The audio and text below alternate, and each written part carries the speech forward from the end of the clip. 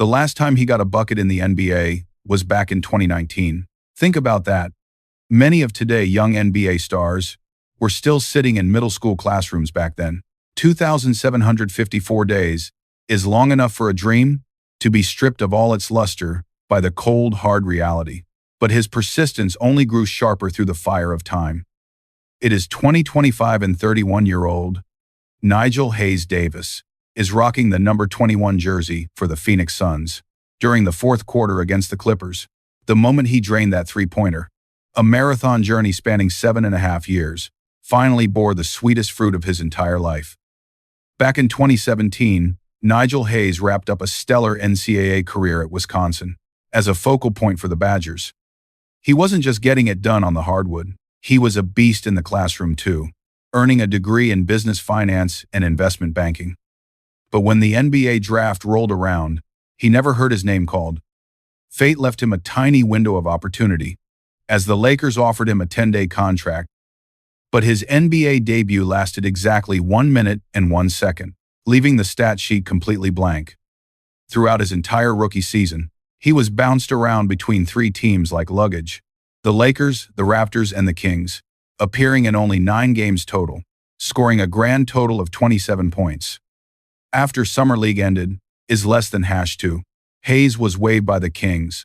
He had a moment of pure clarity, realizing that staying in the NBA just to wait for a chance would likely lead to the same struggle all over again. So he made the toughest call of his life, heading overseas to hit the reset button in Europe. But the European path was anything but easy.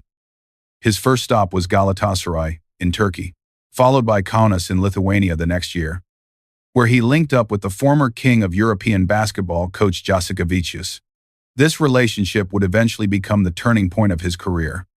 However, his true trial was waiting for him in Barcelona, when Jasikevičius made the jump to Barca and recruited Hayes to join him. What should have been a massive leap forward turned into the darkest period of his professional life. That was the worst year of my life, and by far the worst year of my basketball career. Reflecting on that season years later, Nigel still describes it as a complete nightmare. Across 37 games for Barcelona, he averaged a meager 4.2 points and 2.1 rebounds, shooting a dismal 36.7% from the floor. For a player putting up those kinds of numbers in Barcelona, there was no way the NBA was coming for him. But hitting rock bottom didn't break Hayes.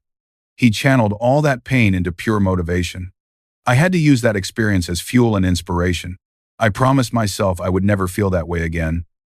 I had to go out and take my dignity back. Hayes started an almost obsessive training regimen. I started training like a madman, putting in extra hours just to work on my shot. Nothing can't be fixed without putting in the work. All I could do was embrace the daily grind. He signed a 1-year deal with Fenerbahce, and this time, he knew exactly what kind of player he needed to be. After all that heavy training, I started to realize something. The game just started slowing down for me. I could get to my spots whenever I wanted, and just let it fly. Eric McCollum, brother of CJ McCollum, shared a story. It didn't matter if Nigel played 35 minutes or 12 the night before, or if he dropped 25 points or 5 the very next morning, he was guaranteed to be in that gym. Even during road trips, while teammates were gaming or calling family, Hayes was inevitably working on his jumper. That borderline obsessive dedication finally paid off on March 29, 2024. In a game against Alba Berlin, he exploded for 50 points on 9 of 16 from deep, shattering the EuroLeague all-time single-game scoring record. By the summer of 2025, Hayes led Fenerbahce to a historic triple crown, putting up a game-high 23 points and 9 boards in the final, earning the EuroLeague Final Four MVP honors. Fenerbahce immediately offered him a 3-year, $9 million extension. While the Phoenix Suns in the NBA, we could only offer a veteran minimum of $2.08 million before taxes. It got even tougher. If he chose the NBA, he would have to pay $1 million out of his own pocket just to buy out his Fenerbahce contract. Facing a massive financial gap, Hayes had already made up his mind. What is cooler than winning a three-peat and then walking away on top? When he finally returned to an NBA court, even his name had changed. To show respect to his stepfather, He officially changed his last name to Hayes-Davis back in 2021. At the Phoenix Suns Media Day, Nigel looked at the handful of reporters around him, realizing almost nobody had questions for him. He pulled out his phone and took a selfie. I want to use this moment as a reminder to keep pushing. The Suns had actually been scouting him since 2024. When Team USA invited him to join the select team to help legends like LeBron, Steph, and KD prepare for the Paris Olympics. During that time, he soaked up knowledge like a sponge, even keeping a dedicated notebook to record every piece of advice Steph Curry gave him. But the most profound revelation came from Anthony Edwards, who is 6 years his junior. Blind confidence is the ultimate weapon. Nigel said that was the biggest takeaway from Ant last year. Today, Hayes-Davis is still that player who shows up to the facility at exactly 4:15 Eve, ARI single morning.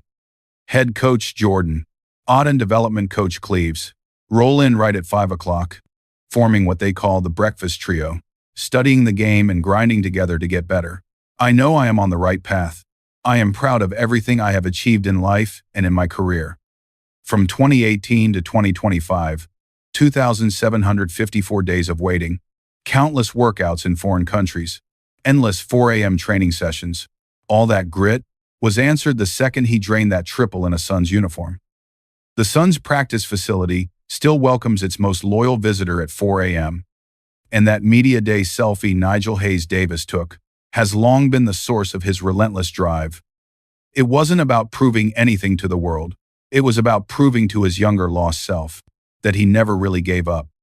Not every grind gets an answer, but that kind of pure obsession is bound to be noticed by destiny.